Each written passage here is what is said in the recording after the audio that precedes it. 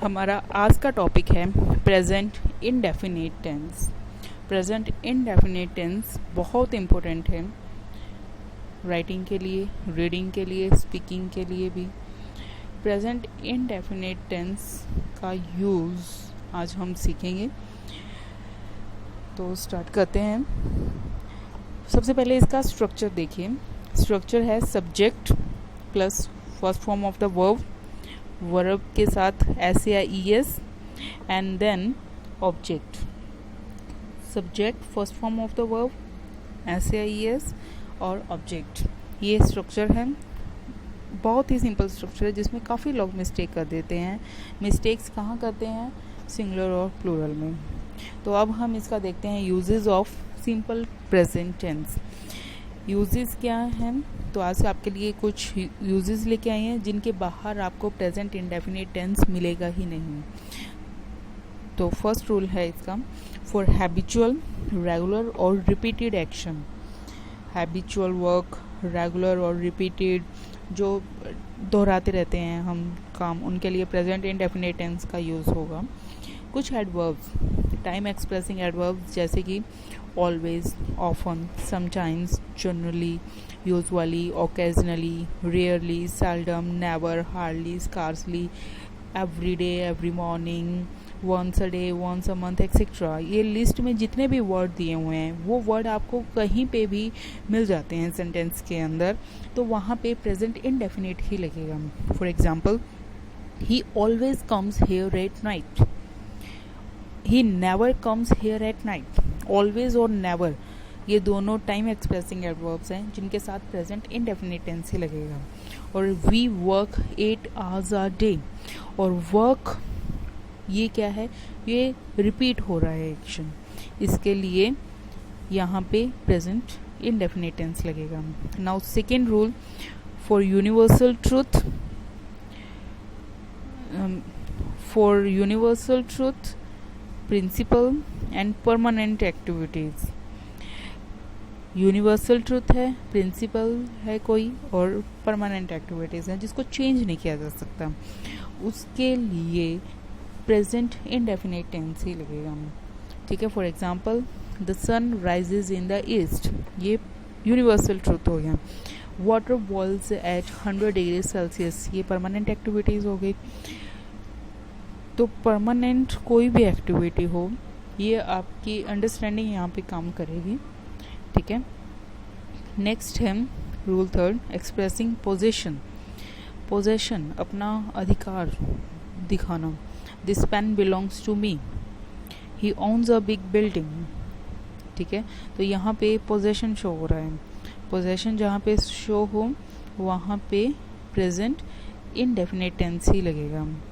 Now rule fourth, for expressing mental activities, emotions and feelings.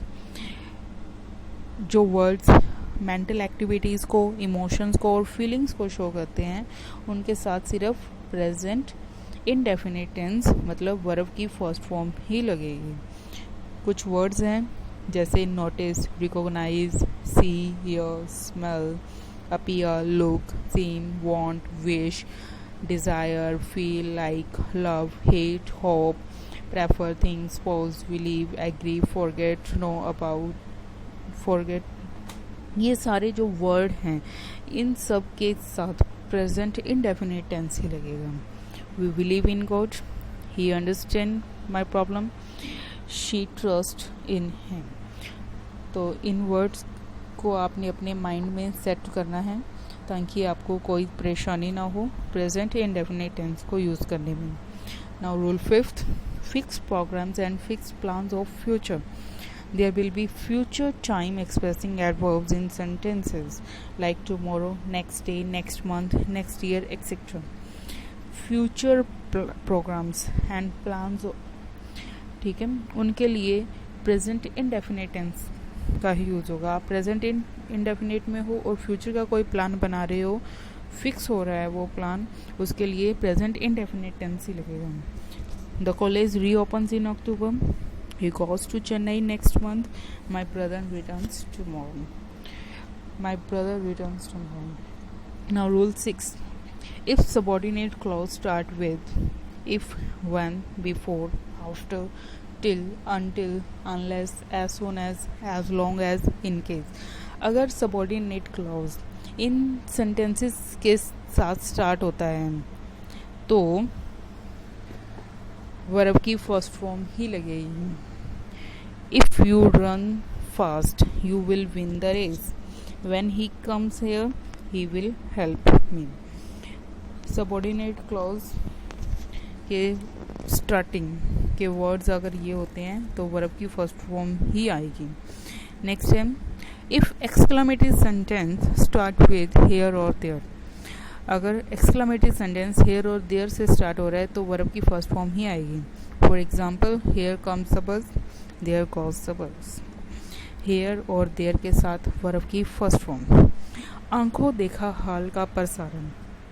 आंखों देखा हाल, हमने कोई भी आपने आंखों से देखा है, जैसे कि कोई मैच, कोई आयोजन, कोई प्रोग्राम, कोई सीरियल, कोई मूवी या फिर रेडियो टेलीविज़न के द्वारा हमने फील किया है उस चीज़ को, तो वो प्रेजेंट इंडेफिनेट ही रहेगी. In this film, for example देखिए, in this film my elder brother plays the role of Dasharath. तो प्लेज वर्ब यहाँ पे प्रेजेंट इंडेफिनेट है. Ganguly runs after the ball, catches it and throws it on the stands. Next rule is to express the statement of author. Author की statement को express करने के लिए present indefinite का यूज़ किया जाता है. For example, Shakespeare says the course of true love never run smooth. Keats says a thing of beauty is a joy forever. Now the rule 10th, to show lively and fresh the past events of history.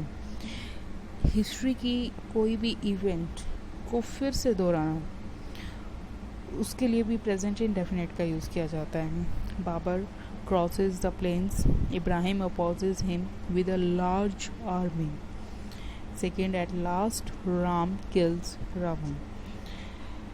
तो यहाँ पे present indefinite का ही use हो रहा है past events को फिर से बताने के लिए. तो ये 10 रूल्स हैं जिनके बाहर आपको प्रेजेंट इंडेफिनेट मिलेगा ही नहीं. तो इन रूल्स को आप अच्छे से करें. Thank you for watching. Like and subscribe करना ना